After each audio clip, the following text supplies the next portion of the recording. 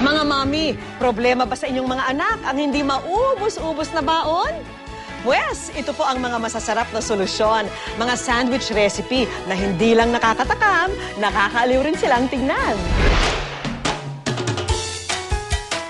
Ang non-stop playtime ng mga chikiting, kailangan tapatan nating mga mami ng sapat na nutrisyon. Oh, ito na ang cheese and peanut butter sandwich nyo. Minsan, ang mga bata, kapag nasa harap na ng hapagkainan, ay, sa pagkain, nakikipagdadmahan. Ayoko eh. Sawang-sawa na po ako dyan, Mami. Wala kasi silang ibang iniisip, kundi ang all-day fun ng paglalaro. Kaya naman ang aming misyon, bigyan ng excitement ang kanilang usual merienda.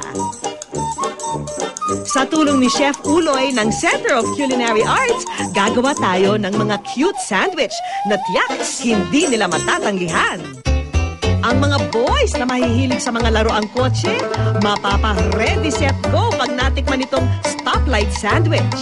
Gamit ang 3 klase ng gulay, gagawa tayo ng traffic light sandwich. Ihanda lang ang tinapay, butter, hiniwang kamatis, grated carrots, at romaine lettuce. Kumuha ng 1 piraso ng tinapay.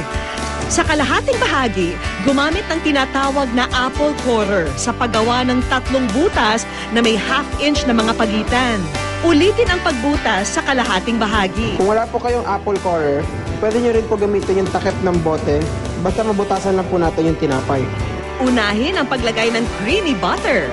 Isunod ang 2 piraso ng sliced tomato. Sa ibaba nito, grated carrots naman ang ilatag. At para ready to go na ang ating sandwich, ilagay ang last ingredient na rich in vitamin B at fiber, ang green lettuce.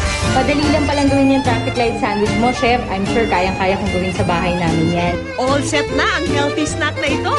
Happy na ang tummy, maluwag pa sa bulsa.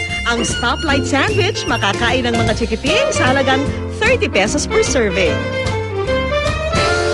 Kung ang inyong mga bulilit naman ay number 1 fan ng Animal Kingdom, dito na tayo sa mga Funimal sandwich na tiyak na ma-enjoy nila. Para sa ating owl sandwich, i-ready lang ang tinapay, hard-boiled eggs, black olives, cheese, pipino at carrots. First step, lagyan ng cheese ang tinapay. Isunod naman ang hiniwang hard-boiled egg na magsisilbing mata ng ating owl. Dagdagan to ng black olives na taglay ang iron at vitamin E. Ang sliced carrots, gamitin naman pangkilay at ilong. Ang vitamin A nito, tiyak na makakatulong sa pagpapalakas ng resistensya ng mga bata. Kung wala po tayong black olives, pwede po natin gamitin ang pasas o raisins. At paliparin natin ang kuwago, gamitin ang pipino bilang mga pakpak. Final touch ni Chef, ang paglalagay ng black olives para sa kanyang mga panuklaw. Ang ating yummy owl sandwich, maaari nang i-prepare sa halagang 35 pesos. Para naman sa isang under-the-sea delicious snack, the best itong fish sandwich. Maghanda lang ng pipino, black olives, carrots, cheese at tinapay. Ipalaman ang 3 piraso ng keso sa tinapay. Ilagay ang pipino at black olives sa kaliwang bahagi ng tinapay. Ito ang magsisilbing mata. Ang pipino na may mababang calorie content, siksik naman sa potassium at vitamin C. Ito namang hiniwang carrots, magbibigay kulay sa inyong fish sandwich dahil ito ang magsisilbing kaliskis. Last step, ang paglalagay ng buntot ni Fishy gamit ang pipino. Ang fish sandwich, ma-enjoy sa halagang 40 pesos per serving. Twinkle, twinkle, little star. Presenting ang ating Little Star Sandwich. Ang mga bidang sangkap, iceberg lettuce, sibuyas, kamatis, carrots, keso, mayonnaise at tinapay. Ang paghiwa ng hugis between, madali lang gawin. Gamit ang kutsilyo, isa-isang hiwain ang 5 kamay ng inyong star sa tinapay.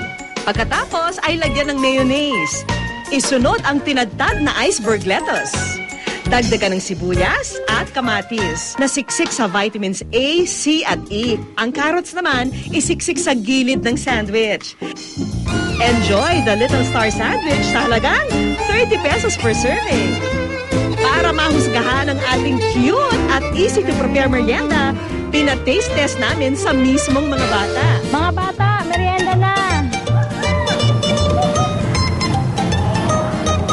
Merienda amazing, hindi ba? Kaya, happy eating mga bata!